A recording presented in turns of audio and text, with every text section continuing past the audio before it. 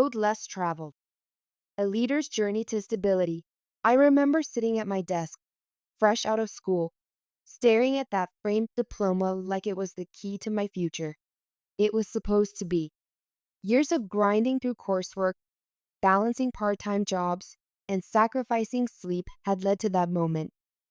I thought the hardest part was over. I was wrong. The economy wasn't kind. I graduated into a market that had little room for someone like me, someone who had the credentials, but not the connections. Job rejections were coming at a pace that felt like rapid fire, each one hitting a little harder than the last. I had imagined this smooth transition into my dream career, but the reality was far from it. I was chasing stability in a world that felt unstable. The early struggles, every morning I would wake up, apply to more jobs, and wait. That waiting it was the hardest part. In the beginning, it felt like each no or silence after an interview was personal. But as time went on, I realized something that changed everything. It wasn't the market or the jobs that were rejecting me. I was rejecting myself. Let me explain. I had built up this idea that there was only one path to success, that stability meant landing the perfect job immediately after graduation. I was so fixed on this vision that I was blind to the possibilities around me. I had to adjust my mindset. And that's where everything changed. The shift in perspective, the turning point came when I decided to stop waiting. Instead of waiting for opportunity, I decided to create it. If the traditional career ladder wasn't available, I would build my own. I took on freelance work, small projects here and there, and although it wasn't glamorous, it was a start. The income wasn't impressive at first, but it was enough to get by. More importantly, it gave me something to work with. Every project I completed, every satisfied client, it was another step forward. And step by step, I was building something I hadn't seen coming: momentum. It taught me that success isn't about waiting for the right door to open. It's about finding the doors no one else is looking at and sometimes kicking them open, relying on others and finding strength in community. Here's something I've learned that I cannot stress enough: you can't do it alone. During those challenging months, I reached out to former classmates, mentors, and people I admired in my field. I asked questions. I listened. I leaned on them, not just for advice, but for encouragement when things seemed bleak. Those relationships turned into something invaluable, a network of support and guidance that I hadn't appreciated fully until then. People who had once been my competitors became my allies. They would share job leads, recommend me for gigs, or simply offer advice. And that's something I tell people now.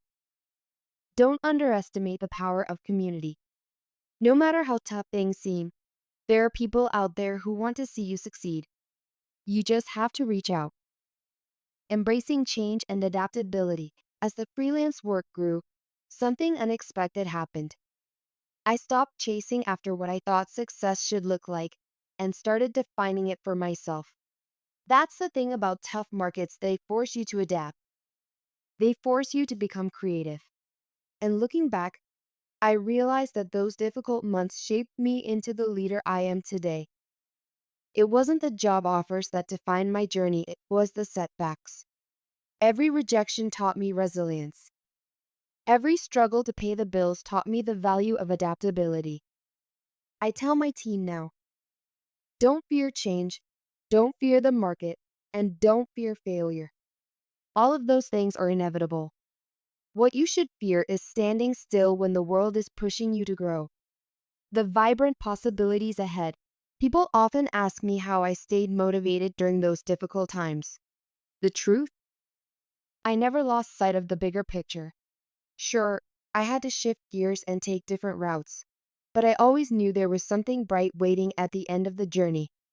The market was tough, but I was tougher. I wasn't just focused on surviving, I was focused on thriving. And here's what I learned: success isn't about the ideal conditions. It's about persistence, about continuously moving forward, even when it feels like the ground beneath you is shaking. The possibilities are endless, but only if you keep looking up, keep pushing, and keep believing in what you bring to the table. A lesson in leadership. Now, as a leader, I remind my team that the road ahead won't always be smooth. There will be times when everything feels like it's against you, but those are the moments that define you. Those are the moments when you have to dig deep and find that extra gear. I didn't get here by following the traditional path. I got here by creating my own brick by brick, project by project, opportunity by opportunity. And each step taught me that it's not about where you start or even the market you're in. It's about how you respond to the challenges in front of you. So, to anyone out there who's struggling, who feels like the market is pushing you down, remember this. The possibilities are still vibrant. They're still out there. And you have what it takes to seize them. You just have to keep moving forward.